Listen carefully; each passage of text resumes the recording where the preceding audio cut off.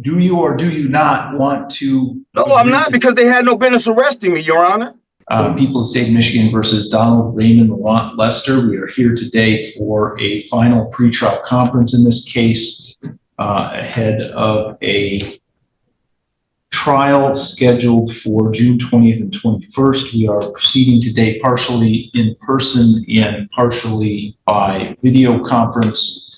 First, let me have the attorneys place their appearances on the record, beginning with Ms. McClure. E.B. McClure filling in for Prosecutor of Record Isaac Sneed. Samara Hennigan on behalf of Donald Lester. All right, and Mr. Lester, I believe, is in the jail Zoom 2 device. Mr. Lester, are you there? Yeah, I'm here. All right, so I don't know what's going on with the camera. We can't see you. It looks to be shooting at the almost. I'm saying that we can't see you, Mr. Lester. So, Ms. Hennigan, where do we stand? Are we ready to proceed to trial on June 20th?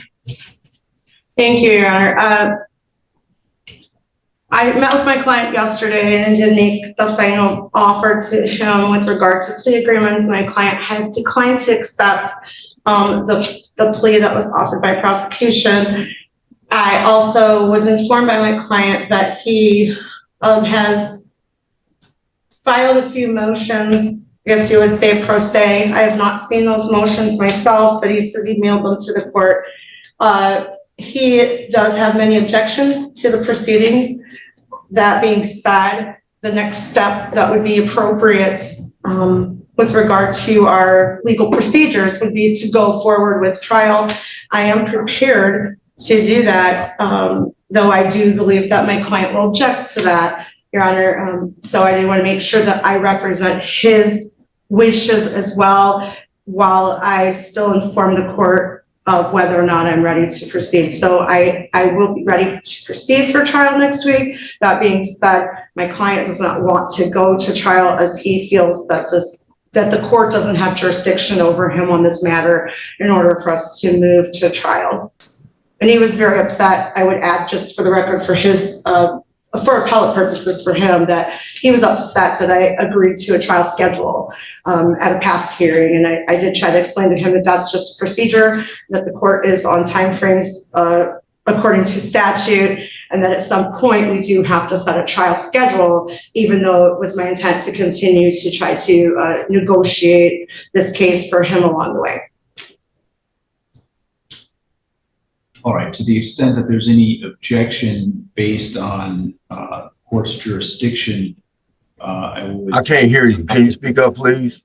To the extent that there's any objection to proceeding to trial based on the court's jurisdiction, I would deny that, as the court does have jurisdiction over this case. It is a felony case involving an alleged felony which is alleged to have occurred within Lenawee County, state of Michigan.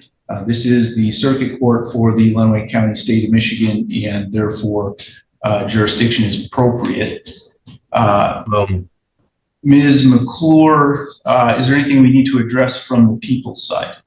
The people have not received any motions that have been referenced, but as far as I know, we are prepared to proceed to trial next week as well. Right. All right, so do we have proposed jury instructions and voir dire questions yet? We do not. I know I spoke with Mr. Sneed yesterday, but I'm certain that we can agree upon those within the next day or so. Right. I see some in our file, so maybe he's drafted them and just not. Yes, he was working on them. Okay, so I'll need those by the end of the week so that we have an adequate amount of time to get prepared for trial.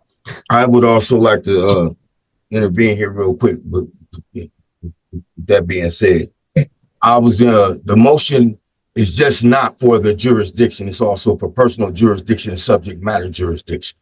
I had the right to a resisting unlawful arrest, and it's not being addressed.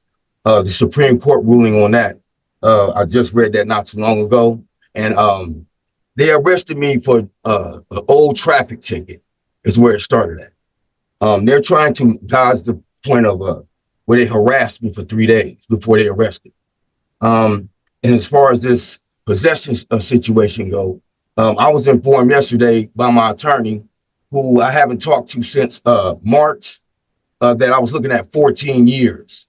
Under your court, Michigan rules that after 10 years, under a lower felony, after 10 years, it's automatically expunged. So I'm trying to figure out how am I being charged with a habitual criminal.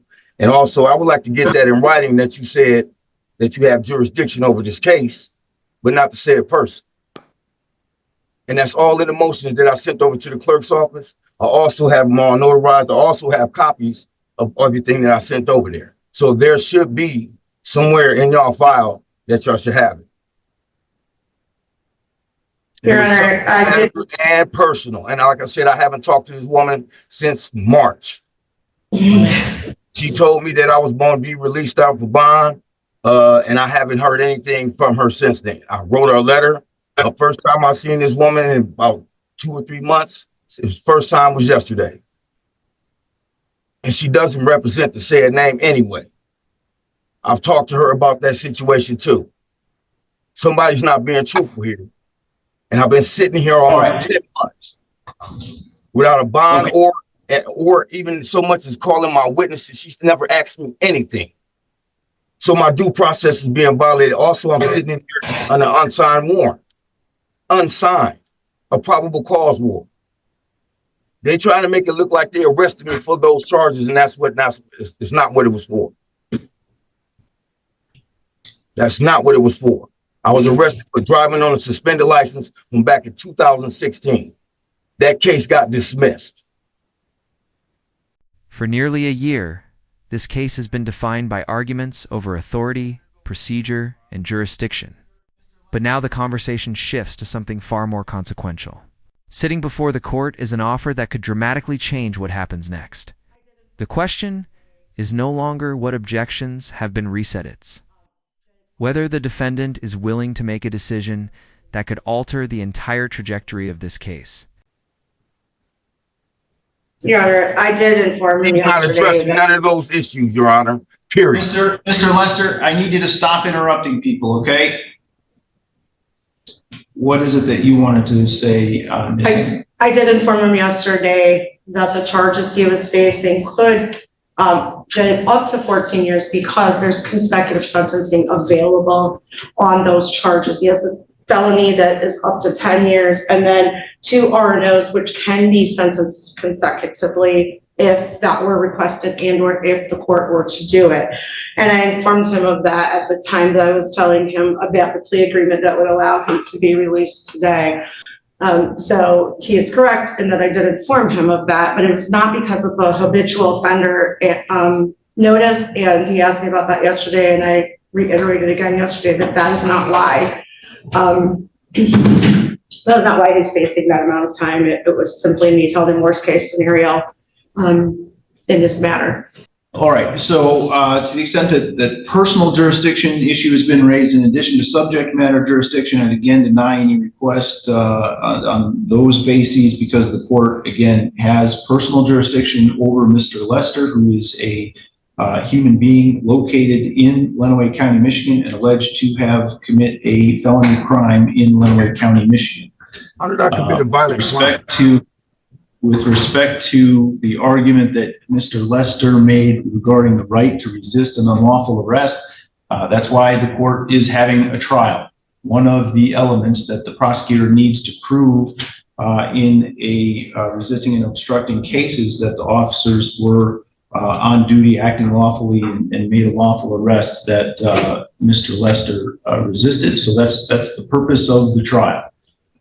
With respect to any issue about expunged convictions, we're not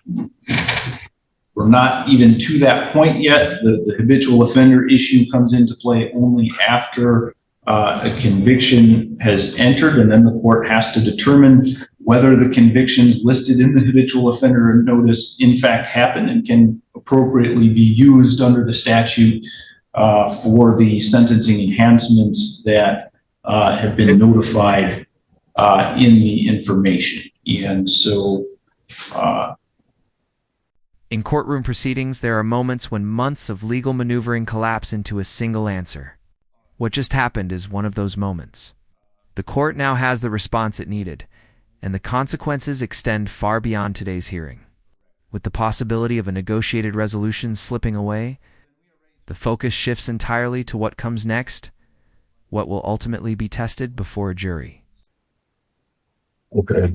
So this- whenever you get done, I'd like to address issue 2, please. all right, I'm going to mute Mr. Lester because I can't have people talking over me while I'm trying to create a record. All right, so then we are ready to proceed to trial on June 20th. Again, I'd like to have the voir dire questions and jury instructions ready or to the court by the end of the week so that we can have those ready to go. Thank you, Your Honor. Yeah. Before we go, and I address Ms. McClure, can I just understand from you what that final offer you made on this case, or what the final offer the prosecution made on this case was? Yes. It would be, Ms. McClure, I actually have a copy that I could pass to the court too, if that's okay with you. yeah, I mean, we'll just take a second. It's an added count for possession of meth in a park, which is a 2-year offense. And we were offering credit for time served, which is approximately 10 months, and we have no objection to a PR bond at the time the plea is taken.